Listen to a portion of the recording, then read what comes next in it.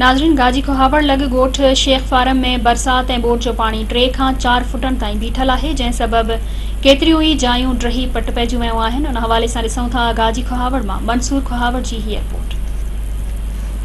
जी तो नाज़रीन, हींअर असां मौजूद आहियूं गाजी कोहावड़ लॻ ॻोठ शेख फारम में, जिते मुख़्तलिफ़ बिरादरियूं रहनि थियूं, जंहिंमें शेख, चांडिया, बिरोई ऐं खोसा बिरादरी समेत ॿियूं बि बिरादरियूं रहनि थियूं, जंहिंजा घर बरसाति सबबि ड्रही पट थी विया आहिनि। तव्हां मुंहिंजे पुठियां ॾिसी सघो था त हीउ ॻोठ ॼण मुंहं जे दड़े जो ॾेख ॾेई रहियो आहे, जंहिंजी हींअर ताईं न वारसी थी आहे न ई को मालिकी थी आहे। उन महिल तव्हां ॻोठाणनि खां पुछूं था त उन्हनि जूं दाहूं कूकूं हुकुमराननि ताईं पहुतियूं या न।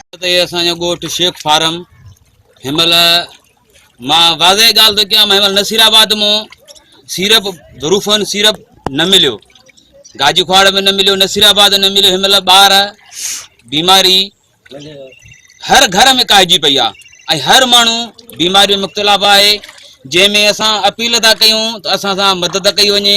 म्यादाद यूसी में हूं 3 महीनो आहे बरसात के वसंदे पानी के ॻोठ में न डीसी साहब मालिकी कया न मुख्तार कार। हू मनपसंद माण्हुनि खे पंहिंजे मतिलब ते उन्हनि खे असांखे 3 महीना बचड़ा नंढड़ा वठी बुखुनि ते वेठाऊं। असांखे 3 महीनो आहे असांजी कंहिं बि ॻोठ शेख फारम जी मालिकी न कई आहे। अॼु ताणी कंहिं बि सिंध गवर्नमेंट मां को माण्हू असां ॾे न आयो आहे, न टेन वग़ैरह न का शइ, न पाल बि कोन्हे को जेको असां बचड़ा पंहिंजा लिकाए छां ते विया। हर वक़्तु को बि इंसाफ़ न थियो आहे।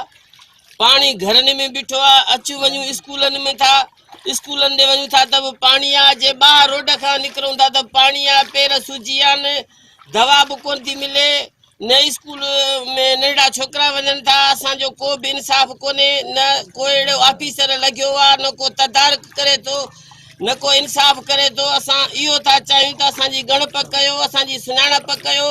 असां तमामु सहगिरनि में असांखे मलेरिया बुखार थी वियो आहे, स्कूल वञी नथा सघूं, स्कूल भॼी विया, 4 फुट पाणी आयो आहे। हींअर ताईं तव्हांखे ख़र्ची वग़ैरह मिली आहे? तूं त अबू तव्हांजो कमाईंदो, हाणे त रोज़गार बि बंदि थी विया आहिनि, हाणे छा सूरत हाल आहे? कुझु बि न वठूं, कुझु कोन शइ वग़ैरह का खाओ था या कुझु?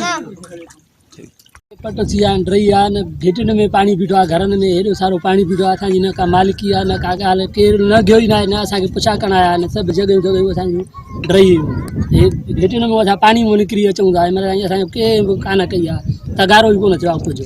ऐं असांजी मालिकी बरसाति में असां घर ॿर सभु ड्रही पट थी विया आहिनि। असां अमीर माण्हू हुआसीं, ॿनी ॿार सभु ॿुड़ी तमामु ख़लास थी विया। असांखे हिनमहिल ताईं को राशन पाणी हे हो का शइ न मिली आहे, न कंहिं असांजी मालिकी कई आहे। ॻोठ में मुख़्तलिफ़ बीमारियुनि मुंहुं कढियो आहे, जंहिंमें मलेरिया, डायरिया, नज़ला, ज़ुकाम खां वेंदे काफ़ी बीमारियुनि नंढनि तोड़े वॾनि तोड़े औरतुनि खे विछड़ी वियूं, जिन जी हींअर ताईं का बि वाह न थी आहे, जिन ते मासूम ॿारनि जी तालीम पिणु मुतासिर थी आहे ऐं ॻोठ मां हींअर ताईं पाणी निकाली जो को बि तहरुक न वरितो वियो आहे। हिते साॻी रवायती सिंध सरकार जो किरदारु आहे, न मक़ामी न ई सूबाई न ई को ज़िले क़यादत या हुकूमत मौजूदु आहे। इन्हनि वरी बि वफ़ाक़ी सरकार ऐं आलमी बिरादरी ऐं वस वारनि खां अपील कई त असांजी मदद कई वञे हिन मुश्किल घड़ी में ऐं माली जेका सहकार कयो वञे। कैमरामैन अजय छजर सां गॾु बादशाह जान।